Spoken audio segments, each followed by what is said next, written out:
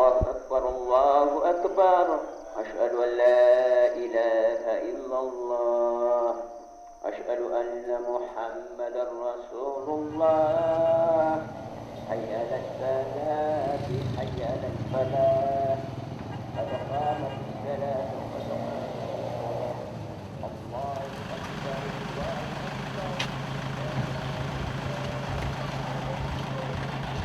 He's a man of great learning.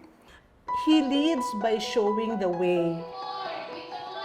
He tries to find God in any human activity or endeavor. His love for the poor, his concern for the country is deeply rooted in his love for Christ.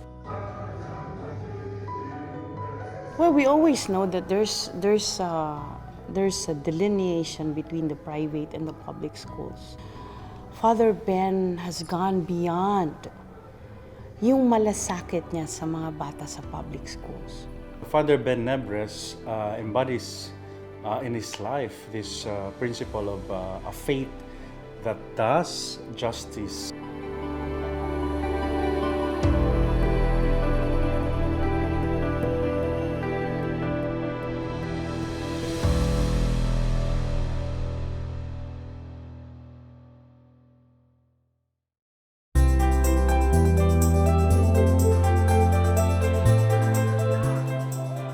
Many schools look up to the Ateneo for direction, for vision. So they follow where Ateneo goes. And for Father Ben Nebres, it's very important to have high, global, academic, intellectual standards. So during his time, benchmarking became a slogan for the Ateneo. You have to compare yourself against your competitors, first in Asia and then in the world. He was able during his time to beef up, the courses here in the Ateneo in math and sciences. Because Ateneo is not only an academic institution, it's also a Catholic institution. So Father Nebres saw to it that the theological formation here, the catechetical formation here is really solid.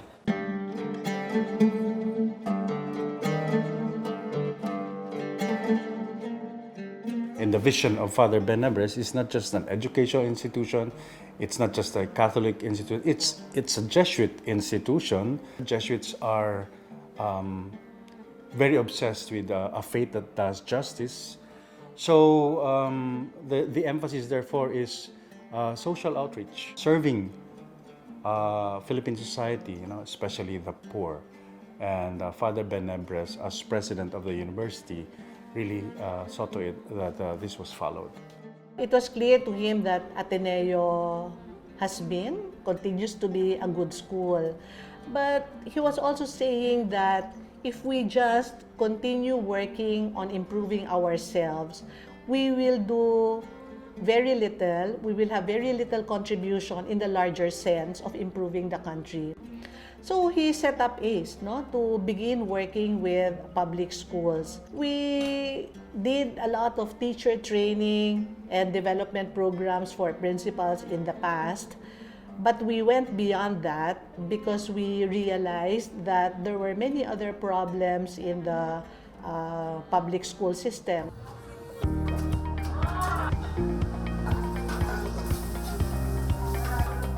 Hunger and malnutrition among the children. We lacked classrooms in many places. Many of the children are unable to read on their level. These initiatives that have been established have proven their effectiveness, and so they have been the basis for other initiatives. For example, recently, we worked with the DSWD on the Tarabasa tutoring program, and we were able to quickly prepare the materials and organize the training programs for the tutors. Yeah, when I was president, I said that we have two goals. One was the excellence gap between us and countries around us and universities around us. Pero sabi ko rin that the gap between us and the public schools is also growing. So we also should try to close the gap with the public schools, to connect with the public schools, to connect with the urban poor. I don't know if you're aware that poverty in the Muslim areas is much higher than us. It's not just a question of rich and poor. Ang problema doon, lumalabas is that hindi natin kilala ating sariling bansa. We need you to spend time and get to know. You cannot help a world that you don't know.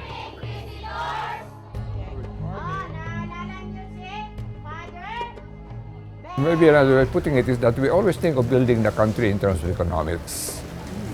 But I'm telling you, no, you build the country by becoming one people, becoming friends, knowing one another, no? Relationships. Okay.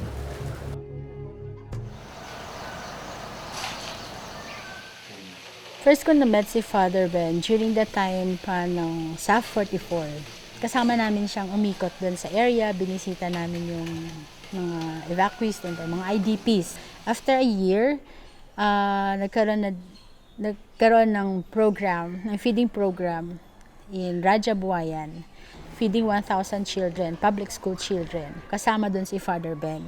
Marami siyang kasamang partners, pinakita niya kung anong sitwasyon doon.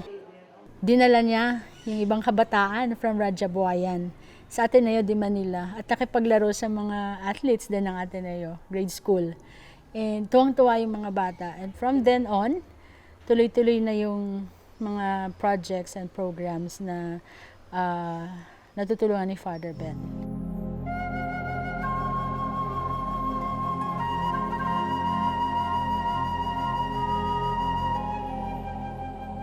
We met Father Ben at the height of the siege when our displaced learners were in Sagaran. It started there with the creation of the Gawad Kalinga Kitchen.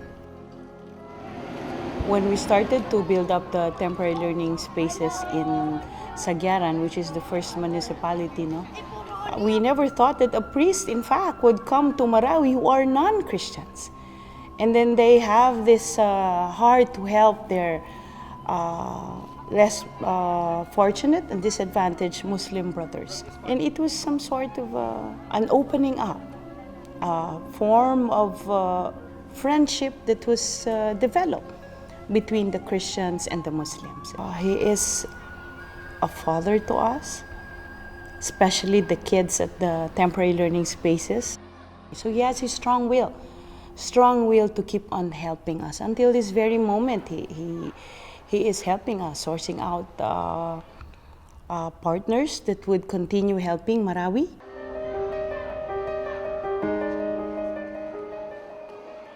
An unaccountable na pasasalamat ko kay Father Ben.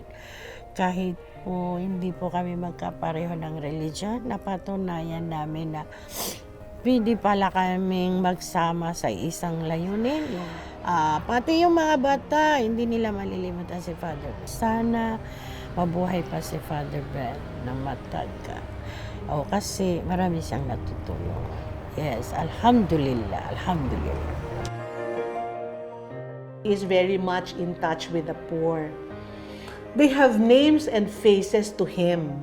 Jesus will not ask us how many masses we attended or even how excellent we are. The only thing that will decide whether you're going to the right with the sheep or the left with the goats is, did you take care of people? He sees them, his work with the poor, as his way of following Christ, who is poor. If we take our faith seriously and take the gospel seriously, we have to reach out. That's the ultimate commandment that's given to all of us.